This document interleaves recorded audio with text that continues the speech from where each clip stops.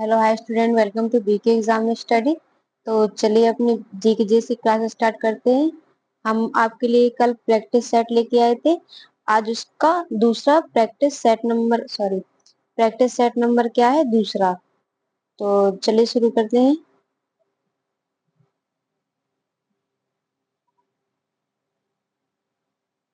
Question number first है, Simon commission को कब भारत भेजा गया था?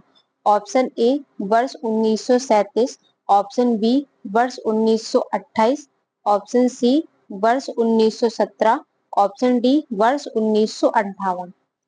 तो इसका राइट आंसर है ऑप्शन बी, वर्ष 1928। साइमन कमीशन को भारत कब भेजा गया था? तो वर्ष 1928 में भेजा गया था। साइमन कमीशन का गठन 1927। 1927 का प्रस्ताव प्रस्ताव वर्ष 1919 के भारतीय परिषद भारतीय परिषद अधिनियम की समीक्षा के लिए किया गया था। किसके लिए किया गया था? अधिनियम के समीक्षा के लिए किया गया था।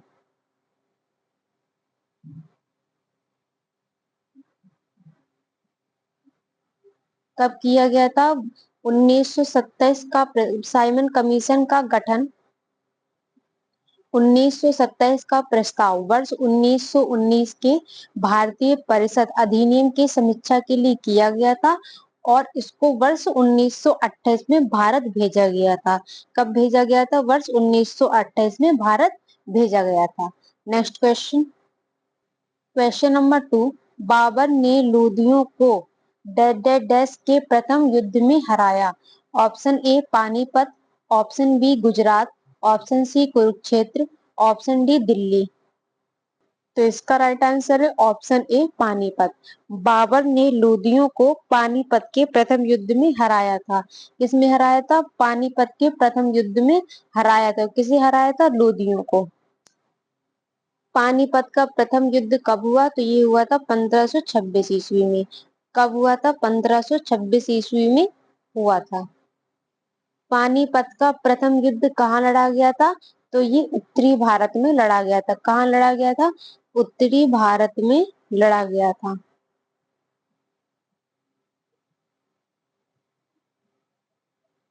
हुआ कब था? तो 1526 ईस्वी में हुआ था और उत्तरी भारत में लड़ा गया था। Next question.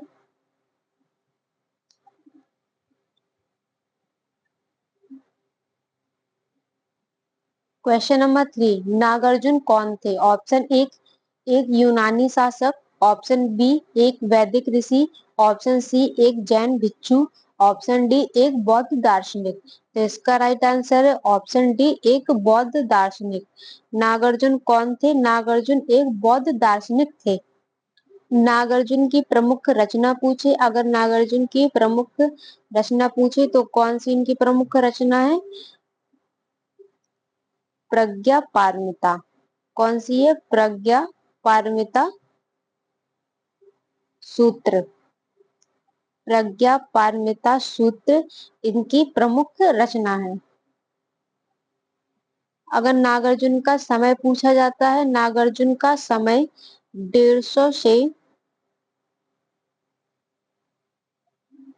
250 ईस्वी 150 से 250 ईस्वी के बीच निर्धारित किया गया है। क्या कब किया गया? 150 से 250 के बीच निर्धारित किया गया है। Next question.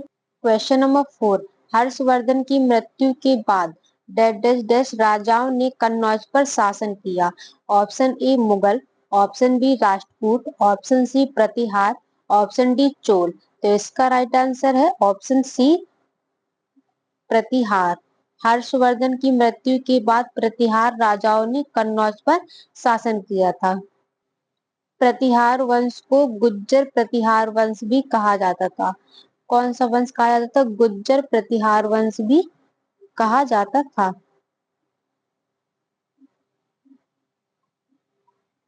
जिनकी उत्पत्ति कहाँ हुई थी? तो इनकी उत्पत्ति हुई थी गुजरात व दक्षिण पश्चिम दक्षिण पश्चिम राजस्थान में हुई थी। कहाँ हुई थी? दक्षिण पश्चिम गुजरात व दक्षिण पश्चिम राजस्थान में इनकी उत्पत्ति हुई थी।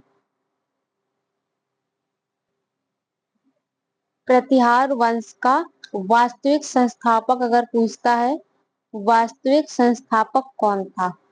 वास्तविक संस्थापक तो कौन था? ये नागभट्ट।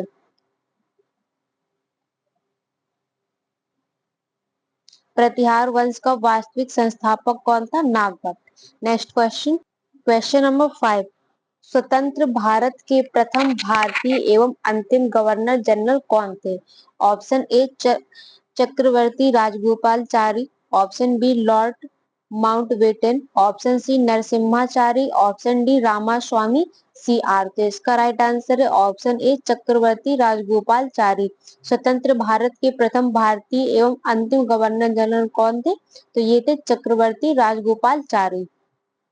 21 जून 21 जून 1948 से 26 फरवरी 1950। 21 जून 1948 से 26 फरवरी 1950 तक भारत के गवर्नर जनरल पद पर आसीन रहे ये। चक्रवर्ती राजगोपालचारी 21 जून 1948 से 26 फरवरी 1950 तक भारत के अंतिम गवर्नर जनरल रहे। राजगोपालचारी को राजा जी भी कहा जाता था। क्या कहा जाता है? राजगोपालचारी को राजा जी भी कहा जाता है। Next question, question number 6। निम्नलिखित में से किस आंदोलन से 1857 ईस्वी के प्रथम स्वतंत्रता संग्राम की बात पहली बार ब्रिटिश राज नींद तक उड़ गई थी? क्वेश्चन क्या पूछ रहा है? निम्नलिखित में से किस आंदोलन में 1857 ईस्वी के प्रथम स्वतंत्रता संग्राम के यहाँ क्या है बाद पहली बार ब्रिटिश राज की नींद तक उड़ गई थी? ऑप्शन ए स्वदेशी आंदोलन, option B home rule league आंदोलन, option C Rowlatt Satyagraha, option D असहयोग आंदोलन। तो इसका राइट आंसर है ऑप्शन डी असहयोग आंदोलन। निम्नलिखित में से किस आंदोलन से 1857 ईस्वी के प्रथम स्वतंत्रता संग्राम के बाद पहली बार ब्रिटिश राज की नींद तक उड़ गई थी? तो वह कौन सा आंदोलन था? असहयोग आंदोलन। असहयोग आंदोलन 1 अगस्त 1 अगस्त 1920 1 अगस्त 1920 को को महात्मा गांधी के नेतृत्व में हुआ था। यह नेतृत्व में महात्मा गांधी के नेतृत्व में की गई थी।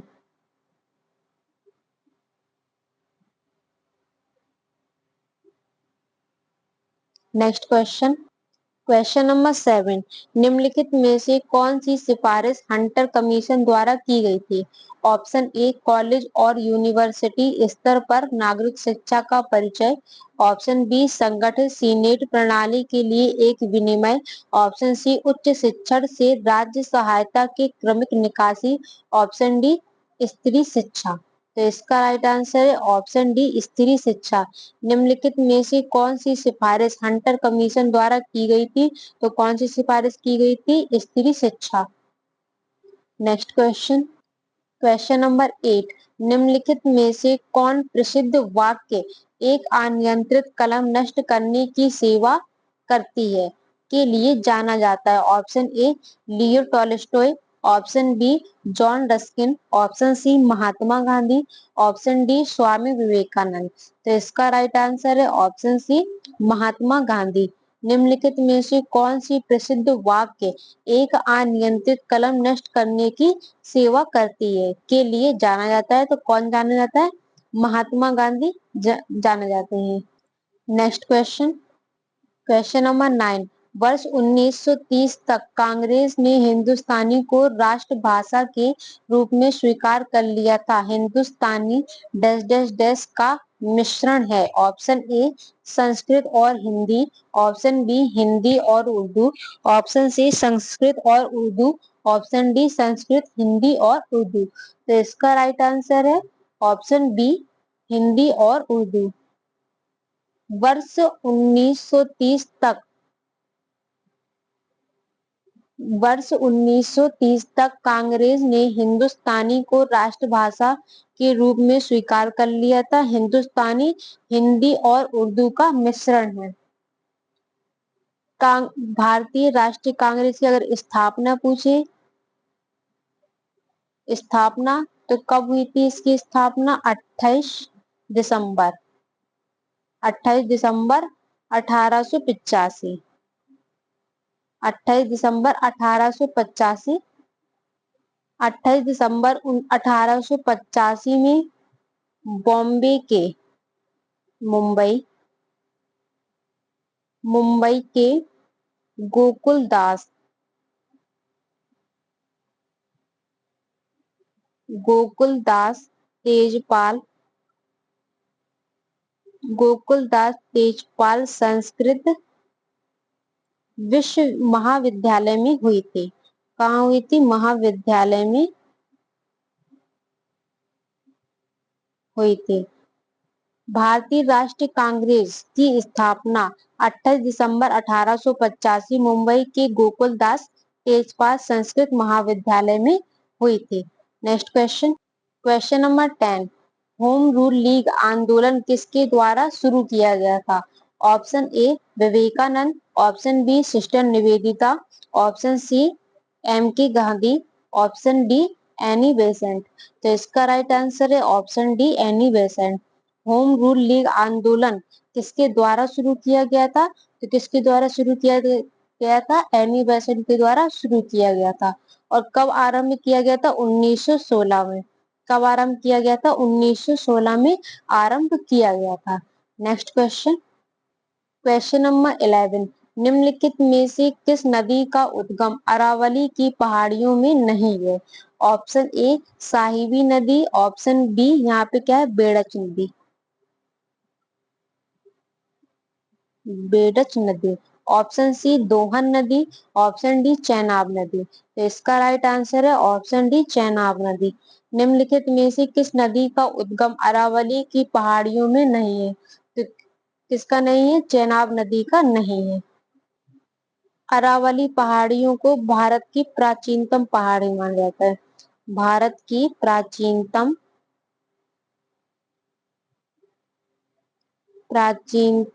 पहाड़ियां माना जाता है।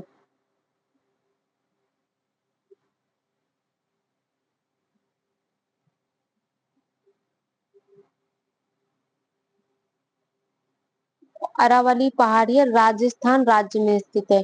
कहाँ स्थित है? राजस्थान राज्य में स्थित है। कहाँ स्थित है? राजस्थान राज्य में स्थित है। Next question, question number 12। नीचे दी गई फसलों में से कौन सी खरीफ फसलों में आती है? ऑप्शन ए धान और मक्का, ऑप्शन बी गेहूं और मटर, ऑप्शन सी जौ और सरसों, ऑप्शन डी इनमें से कोई नहीं। तो इसका राइट आंसर है ऑप्शन ए, यहाँ क्या? धान। ऑप्शन ए धान और मक्का। नीचे दी गई फसलों में कौन सी खरीफ फसलों में आती है? तो कौन सी खरीफ फसलों में आती है? धान और मक्का खरीफ फसलों में आती है। खरीफ फसलों में और कौन कौन सी फसलें आती हैं? धान और मक्का और गन्ना, ज्वार, सॉरी ज्वार, और कौन कौन सी? बाजरा, कपास तथा जूट। जूट आदि सम्मिलित है। खरीफ फसलों में कौन कौन सी? धान और मक्का, गन्ना, ज्वार, बाजरा, कपास, जूट आदि फसलें आती हैं। खरीफ फसलें बोई कब जाती हैं? तो ये जून जुलाई में बोई जाती हैं। कब बोई जाती हैं? जून जुलाई में बोई जाती हैं। और काटी कब जाती हैं? अक्टूबर नवंबर। कब काटी जाती हैं?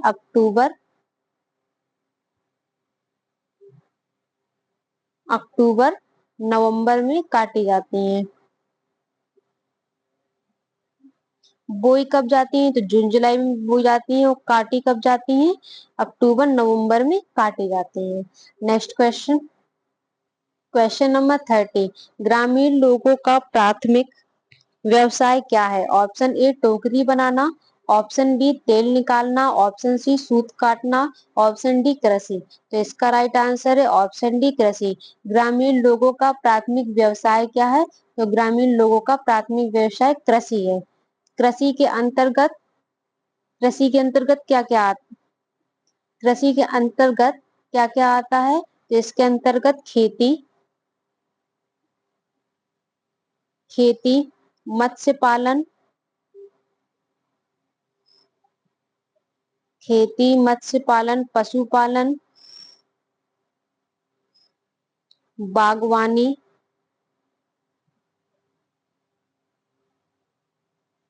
बागवानी व खनन, खनन आदि व्यवसाय आते हैं। कृषि के अंदर क्या क्या? खेती, मत्स्य पालन, पशुपालन, बागवानी व खनन आदि व्यवसाय आते हैं। नेक्स्ट क्वेश्चन, क्वेश्चन नंबर 40, पहले कृषि संगठन कब हुई थी? पहली कृषि संगठन कब हुई थी? Option A 1970-71, option B 1985-86, option C 1995-96, option D 1981-82। तो इसका राइट आंसर है ऑप्शन ए 1970 से 1971 तक। पहली कृषि संगठन कब हुई थी? तो 1970 से 1971 तक हुई थी। नेक्स्ट क्वेश्चन, क्वेश्चन नंबर 50, रानी की वाव जो रुपए 100 की मुद्रा नोट पर छपी है, वह डैश डैश डैश राज्य में स्थित है, यानी वह किस राज्य में स्थित है? Option A Orissa, option B Madhya Pradesh, option C Gujarat, option D Andhra Pradesh. तो इसका राइट आंसर है ऑप्शन सी गुजरात। रानी की वाव जो रुपए 100 की मुद्रा नोट पर छपी है, वह कहाँ स्थित है? तो वह राजस्थान, सॉरी, गुजरात में स्थित है। गुजरात राज्य के पटन शहर, गुजरात राज्य के कौन से शहर? पटन शहर, पटन शहर में सरस्वती नदी, सरस्वती नदी के तट पर, के तट पर स्थित है। कहाँ स्थित है? गुजरात राज्य के पटन शहर सरस्वती नदी के तट पर स्थित है। इसे खोजा कब गया था? तो 1940 में खोजा गया था। कब खोजा गया था? 1940 में खोजा गया था। नेक्स्ट क्वेश्चन, क्वेश्चन नंबर 60, एक जीएसटी किसके द्वारा संग्रहित होता है? ऑप्शन ए राज्य सरकार, ऑप्शन बी केंद्र सरकार, ऑप्शन सी राज्य सरकार और केंद्र सरकार दोनों, ऑप्शन डी उपरोक्त में से कोई नहीं। तो इसका राइट आंसर है ऑप्शन बी केंद्र सरकार। एक जीएसटी किसके द्वारा संग्रहित होता है? तो किसके द्वारा संग्रहित होता है? केंद्र सरकार के द्वारा संग्रहित होता है। Next question, question number 70, Bharat के उपराष्ट्रपति के पद पर लगातार 2 बार कौन रहा था? Option A doctor S Radhakrishnan, option B C R Venkat Raman, option C doctor Shankar Dayal Sharma, option D Shri V V Giri. तो इसका राइट आंसर है option A doctor S Radhakrishnan. Bharat के उपराष्ट्रपति के पद पर लगातार 2 बार कौन रहा था? तो कौन रहा था? डॉक्टर एस राधाकृष्णन लगातार 2 बार रहे। इनका कार्यकाल कब तक रहा? तो 1952 से 1962। कब तक रहा? 1952 से 1962 तक इनका कार्यकाल रहा। इनका जन्म कहाँ हुआ था? तो इनका जन्म तमिलनाडु,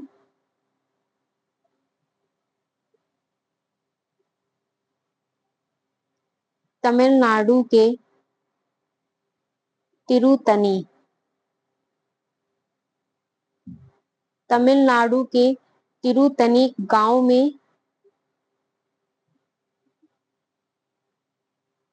में कब हुआ था?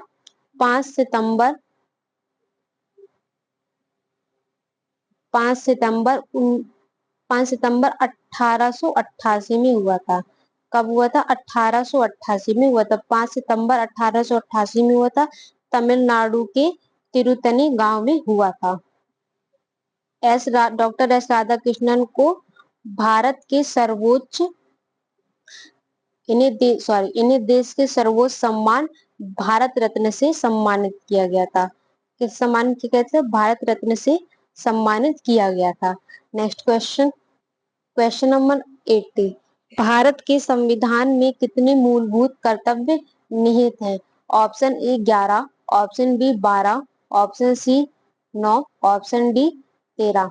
तो इसका राइट आंसर है ऑप्शन ए 11। भारत के संविधान में कितने मूलभूत कर्तव्य निहित हैं? तो कितने मूलभूत कर्तव्य निहित हैं? 11। वर्तमान के वर्तमान के अनुच्छेद अनुच्छेद 51 का के अंतर्गत मौलिक कर्तव्यों की कुल संख्या कितनी है? 11 है। Next question, question number 90। भारतीय संविधान की कौन सी अनुसूची आदिवासी क्षेत्र के लिए प्रावधान करती है? ऑप्शन ए 21 व ऑप्शन ए 1 और 2, ऑप्शन बी 6 और 7, ऑप्शन सी 11 और 12, ऑप्शन डी 5 और 6। तो इसका राइट आंसर है ऑप्शन डी 5 और 6। भारतीय संविधान की कौन सी अनुसूची आदिवासी क्षेत्र के लिए प्रावधान करती है? तो कौन सी अनुसूची करती है? 5 और 6। भारतीय संविधान में कुल कितनी अनुसूची दी गई है? कुल कितनी अनुसूची दी गई है? तो ये 12 अनुसूची दी गई है। 5 और 6 आदिवासी क्षेत्र के लिए प्रावधान करते हैं। Next question, question number 20। संविधान का वह अनुच्छेद जो जम्मू कश्मीर को विशेष राज्य का दर्जा देता है? Option A 370, option B 382, option C 371, option D 372। तो इसका आंसर है ऑप्शन ए 370। संविधान का वह अनुच्छेद जो जम्मू कश्मीर को विशेष रूप राज्य का दर्जा देता है, तो कौन सा अनुच्छेद है? 370।